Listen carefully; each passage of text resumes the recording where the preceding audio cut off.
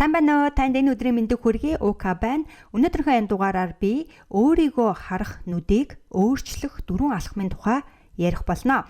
Цааш нь үргэлжлүүлэхээс өмнө танаас хүсэх нэгэн хүсэлт байна. Юу вэ гэвэл хэрвээ та миний подкастыг байнга сонсдог бол хэрвээ миний энэ подкастууд танд таалагддаг бол та сэтгэлдээ үлдээх юм бол би маш их баярлах болно.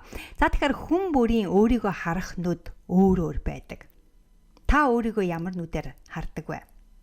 Хэрвээ өөрийгөө харах нүд эерэг байвал өөрийн үнэлэмж, өөртөө итгэх итгэлд сайнаар нөлөөлж, өөрийн үнэлэмж, өөртөө итгэх итгэл өндөр байдаг. Хэрвээ өөрийгөө харах нүд нэлээд доогуур буюу сөрөг байвал өөрийн үнэлэмж, өөртөө итгэх итгэлд сөргөөр нөлөөлдөг. Тиймээс бид аль болох өөрийгөө эргээр харж байх нь зүйтэй байдаг л та. Хэрвээ та өөрийгөө харах нүдийг эргээр өөрчлөх хүсэлтэй байгаа бол өнөөдрийн дугаар танд туслах болно. Өөрийгөө харах нүдийг өөрчлөх 4 алхмын тухай би ярих болно. Та хүс, хий, хүр Ука төмрийн хамт подкаст сонсож байна. Та энэ подкастаас оюун ухаан, бие махбод, зүрх сэтгэлээ хамтд нь тууштай хөгжүүлж, бизнесийн, фитнесийн, хувийн амжилтанд хүрэхэд туслах мэдээлэл, зөвлөгөө, арга барилуудаас суралцах болно. Хэрвээ та амжилтанд хүрэх хүсэлтэй бол наашаа суугаад подкастаа сонсноо.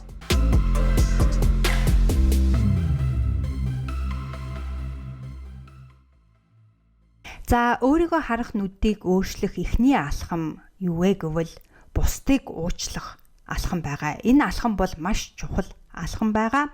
Хэрвээ та хэн нэгэнд жаахан ч гэсэн буруу санаж байгаа бол эсвэл хэн нэгний тухай сөрөг бодолтой байгаа бол тэр хүнийг уучлах хэрэгтэй болно. Хэрвээ та тэр хүнийг өөрийг нь уучлах чадахгүй байсан ч гэсэн өөрийнхөө төлөө тэр хүнийг уучлах хэрэгтэй болно. Бид яагаад хэн нэгний тухай сөрөг бодолтой болдог вэ? Тэр хүн таныг гомдоосон байж болно, таныг эвгүй байдалд оруулсан байж болно, таныг дээрлэхсэн байж болно, танд худлаа ярьсан байж болно, танд өнгөрсөн байж болно, мөн таны чадаагүйг чадсан байж болно. Юу ч байж болно, ямар ч шалтгаантай байж болно. Аль нэг ямар нэгэн шалтгаанаас болоод тэр хүнд буруу сандаг болсон байж болно, тийм ээ? Тэр хүнд муу сандаг болсон байж болно. Тийм болохоор тэр хүнийг муу тэр үйлдэлүүд хийсэнд нь та уучлах хэрэгтэй. Тиймээс тэр хүнийг бүр 100% уучлах хэрэгтэй болно. Зүгээр уучлаад орхих биш, бүр 100% ямар ч сөрөг нөлөөгүй болтол нь уучлах хэрэгтэй болно. Ямар ч буруу бодолгүй болтлоо уучлах хэрэгтэй болно. Тэр хүний тухай ингээл урд нь бодоол тэр надад худлаа ирсэн шүү гэлтэй бодогддог шүү дээ. Нэрийн дуртахад л хэрвээ сөрөг бодолтойгоор шууд сөрөг бодолтой болно. Тийм болохоор тэр хүнийг сайн бүр 100% уучласнаар тухайн хүнийг бодоход сөрөг бодол байхгүй болтлоо уучлана гэсэн үг. Үгүй бол хэрвээ 100% уучлж чадаагүй бол хүн үргэлж хохирогч болдог л да. Өөрийгөө хохирогчоор харж эхэлдэг. Нөгөө хүнээ бодохоор л тэр хүний хохирогч болцсон санагддаг. Тийм учраас бид нар сөрөг мэдрэмж үүсдэг байгаа.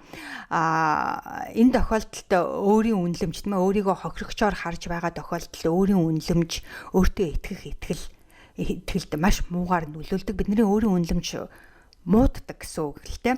Тэгэхээр бусдын тухай сөрөг бодолтой байх нь бусдад ямар ч нөлөө үзүүлэхгүй шүү дээ, тийм ээ? Бусдын тухай сөрөг бодоод за одоо жишээлх юм бол болтоо би сөрөг бодолтой байлаа. Болтоог бодонгуутал би надад сөрөг мэдрэмж төрж биний уур хурж зэгвэн амт ингээ бодлоо гэж бодоход чинь тэр болтоод ямар ч нөлөө байхгүй шүү дээ, тийм ээ? Зөвхөн би өөрийгөө зовоно гэсэн үг.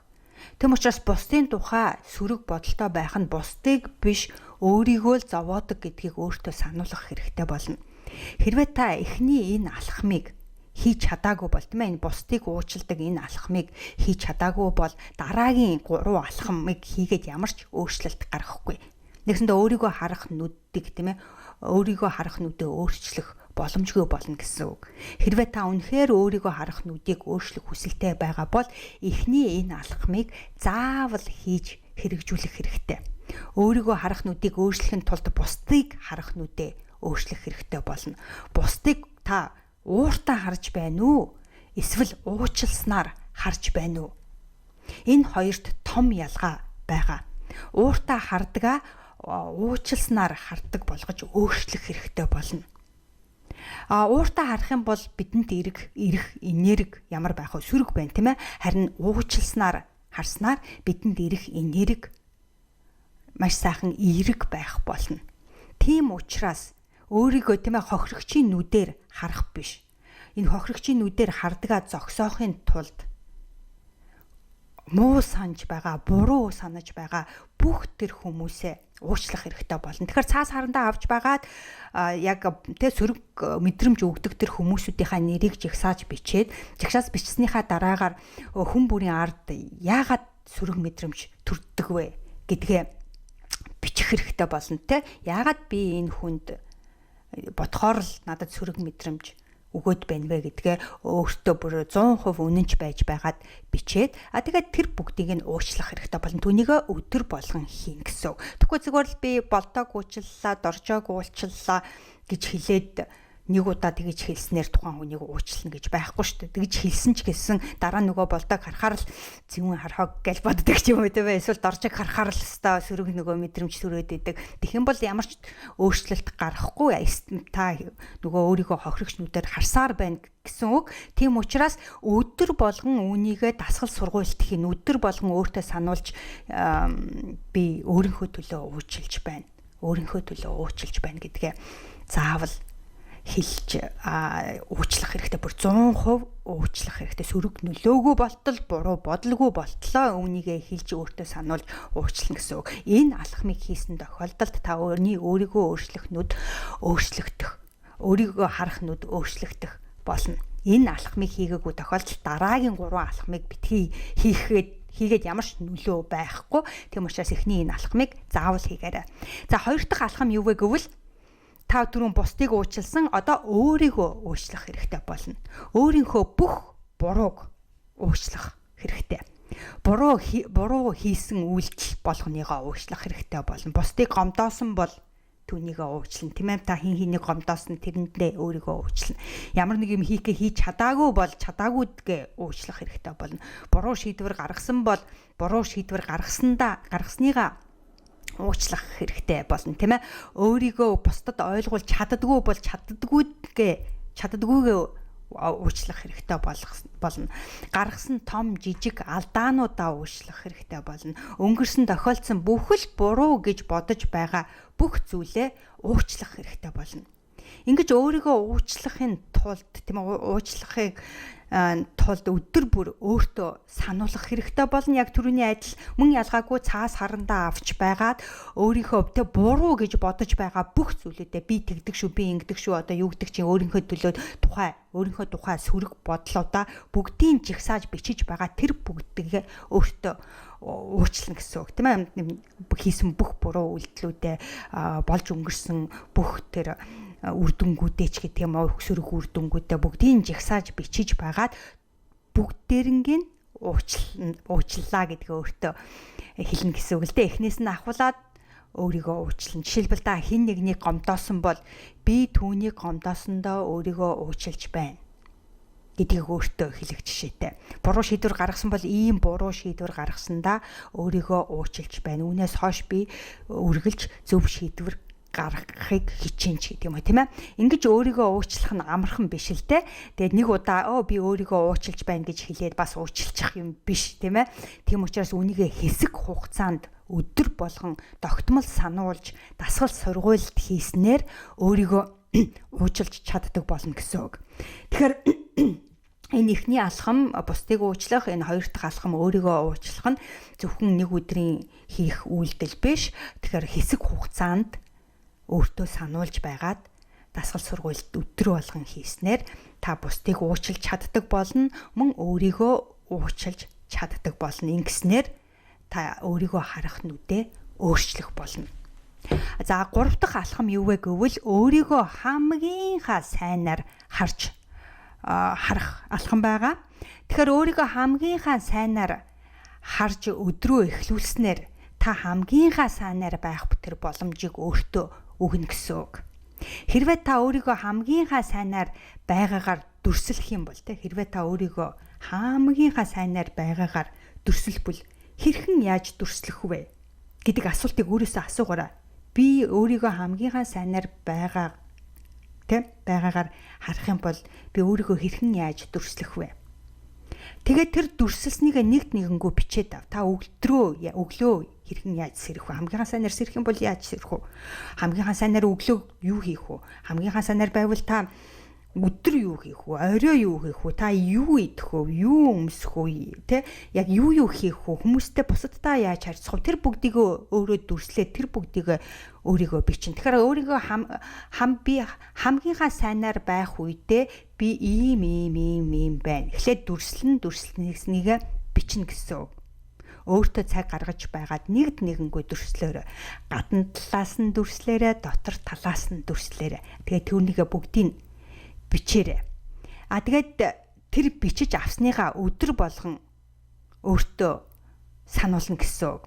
Тэр дүрслэлснийг тэр дүр төрхөө хамгийн сайнаар байгаа тэр дүр төрхийг дахин дотроо дахин тоглуулад яг нөгөө бичиж авсныгаа яг дахин тоглуулад дахин дотроо түүнийгээ бичээд авчих гэсэн үг л дээ, бичнэ. Тэгээд тэр бичиж авсныгаа өдөр болгон өдрөө эхлүүлэхээс өмнө нүдэн анж байгаад түүнийгээ дахин дотроо дахин тоглуулад өдрөө эхлүүлнэ гэсэн. Тэгээд үүнийгээ дахин өдөр болгон хийгээрээ ингэж хийснээр та өөрийгөө хамгийн сайнаар байгаагаар оюун ухаанаа програмчлна. Ингэж хамгийн сайнаар байгаагаар оюун ухаанаа програмчилсан тохиолдолд та хамгийн сайнаар өдрөө эхлүүлэх болно. Хамгийн сайнаар өдрөө өнгөрөх болно. Хамгийн сайнаар өдрөө дуусгах болно. Ингээ хамгийн сайнаар байгаа хүн ямар байх вэ? Мэдээж өөрийгөө харах нүд маш эерэг байх болно. Тэгэхээр өөрийн үнэлэмж өөртөө итгэх маш өндөр байх болно. Маш их амжилтанд хүрэх болно. Өөрийгөө хүснээрээ та өдрөө өнгөрөх болно гэсэн үг л дээ. Тэгэхээр энэ алхам бас маш чухал алхам байгаа. Тэгээд зөвхөн нэг өдөр дүрслээл за би нэг үр бүтээлтэй өнгөрч байгаагаар дүрсэлсэн за болоо гэх биш. Бүр нэг бүрчлэн детальчилж бичиж байгаад яг өөрийгөө хараад дүрслээд үнийгээ бичээд өдөр болгон өөртөө сануулах юм бол та хамгийн сайнаар байх болно. За ингээд дөрөв дэх алхам юу вэ гэвэл өөрийнхөө хурдаар явах байгаа. Тэгэхээр бусдын хурдаар биш, өөрийнхөө хурдаар явна. Энэ юу гэсэн үг вэ гэвэл бусад дээр биш, өөр дээр анхаарлаа төвлөрүүлэхийг хэлж байгаа юм шүү. Таны хурд бусадтай адилхан байх ёсгүй. Тэр өстэй амжилтанд хүрээ тэр тим юм хийгээд байна. Би тим юм хийхгүй бол болохгүй. Би тэрнтэй адилхан байхгүй бол болохгүй. Гэл нөгөө хүмүүс өөрсдөө зовоогоод идэг штэ тий. Тэгэхээр тэр бол буруу. Та өөрийнхөө хурдаар явах хэрэгтэй. Хүн бүр өөрийн онцлогтой, өөрийн хурдтай байдаг. Та зарим хүнээс хурдан байж болно. Та зарим хүнээс удаан байж болно. Та удаан байснаар муудлаа гэх тийм ойлголт байхгүй. Та хурдан байснаар хаста хамгийн мундаг нь боллоо гэх тийм ойлголт бас байхгүй. Тиймээс өөрийнхөө хурдаар явах нь зүйтэй. Та өөрийнхөөрөө амьдрахын тулд, өөрийнхөөрөө байхын тулд өөрийнхөө юмыг өөрийнхөө хурдаар хийх хэрэгтэй болно. Өөрийнхөөрөө байгаа хүний өөрийн үнэлэмж дээгүүр байна. Мөн сэтгэл санаа амгалан тайван байх болно. Хүмүүс яагаад өөрийгөө дутуу үнэлдэг вэ гэвэл өөр дээрээ биш бусад дээр байнга анхаарлаа төвлөрүүлж бусдын сайн сайхныг өөрийнхөө дутуу дүлмэг болж бүтэхгүй байгаа зөвлөдтэй харьцуулснаар үүсдэг. Үүндээ бол хүн бүр адилхан байх учиргүй. Хүн бүр өөр байх ёстой. Та бусдаас өөр. Бусад танаас өөр. Та хичээгээд бусад шиг болж чадахгүй. Бусад хичээгээд тань шиг болж чадахгүй.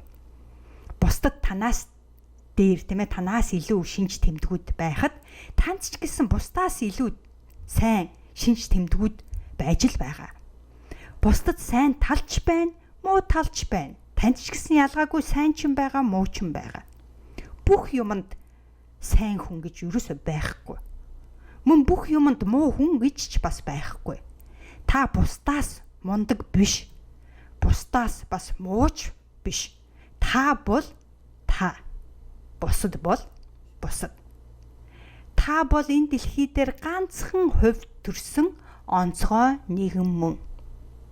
Ингэж бодсноор өөрийгөө харах нүд өөрчлөгддөг. Тийм учраас энэ дөрөв дэх алхмыг үргэлж өөртөө сануулж байх хэрэгтэй. Хэрвээ та сануулхаа мартаж байгаа бол та миний энэ өнөөдрийн бичсэн бичвэрийг өнөөдрийн нэг ukatomorcik.com руу ороод өнөөдрийн бичвэрийг copy paste хийгээд цаасан дээр буулгаад принтлж аваад цаасан хан дээр тавьдаг ч юм уу компьютер дээр тавьдаг ч юм уу хэсэг хугацаанд бас өөртөө сануулж болно. Яг гэвэл бид нар өдөр тутмынхаа үйлдэлд тийм ээ өөртөө сануулах гол зүйлүүдийг мартдаг л да. Өглөө босоод нөгөө ажилдаа яардаг, өглөө босоод хүүхдүүдтэйгээ зуралдаг, орой хоолой хийн гээл тийм ээ. Ер нь бол өдөржингөө завгүй байж байгаад бид нэр өөрсдийнхөө маш чухал юмнуудыг сануулхаа мартдаг. Тийм учраас энэ дөрвөн алхмыг өөртөө байнга сануулж байхын тулд та 1 2 3 4 алхмаар нь принтлж гаргаж аваад өөртөө нэг хэсэг хугацаанд сануулад үзээрэй. Тэгээд таны амьдрал хэрхэн яаж өөрчлөгдөх вэ? Гадна талаасаа, дотор талаасаа хэрхэн яаж өөрчлөгдөж байгааг та харах болно. Өөрийгөө харах нүдтэй хэрхэн яаж эрэг болж өөрчлөгдөж байгааг та өөрийнхөө туршлагаас харах болно. За тэгэхээр энэ дөрвөн алхам юу вэ гэвэл өөрийгөө харах нүдийг өөрчлөх дөрвөн алхам бол эхлээд бусдыг уучлах алхам байгаа. Тэгэхээр энэ эхний алхмыг хийгээгүйгээр дараагийн 3 алхмыг хийгээд ч нэмэргүй, өөрийгөө харах нүд хизээч өөрчлөгдөхгүй. Тийм учраас эхний энэ алхмыг, бусдыг уучлах алхмыг заавал хийгээрэй. Тэгээд тэрийгэ хэрэгжүүлж чадсанаар та 2 дахь алхам өөрийгөө уучлах, 3 дахь алхам өөрийгөө хамгийн сайнаар харах алхам, ингээд 4 дахь алхам нь өөрийнхөө хурдаар явах алхмуудыг хийгээрэй. Хэрвээ танд өнөөдрийн энэ дугаар таалагдсан бол цааш нь хэрэгтэй болох хүмүүст заавал шеэрлээрээ. Хэр олон хүнд шеэрлэн тэр хэмжээгээрээ олон хүн өөртөө туслах болно, тийм ээ. Тэгэхээр чадах чинээгээрээ шеэрлээрээ. Хэрвээ танд миний подкастээ энэ дугаар таалагдсан бол сэтгэлдээ үлдээгээрээ. Та миний подкаст follow хийгээрэй, subscribe хийгээрэй. Тэгээд ukatomorcik.com руу ороод имэйлээ бүртгүүлээрэй. Тэгэх юм бол би шинэ дугаар болгоноогоо тань руу имэйлдэж байх болно. Тэгээд өдрөө сайхан өнгөрөөгөөрөө дараагийн дугаар хүртэл баяртай.